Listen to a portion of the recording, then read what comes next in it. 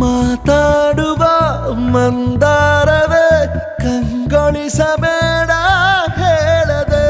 ನಾನೇತಕ್ಕೆ ನಿನಗೇಳಲಿ ನಿನ್ನ ಮೈಯ ತುಂಬ ಕಣ್ಣಿದೆ ಮನದಾಳದ ರಸಮಂಜರಿ ರಂಗೇರಿ ನಿನ್ನ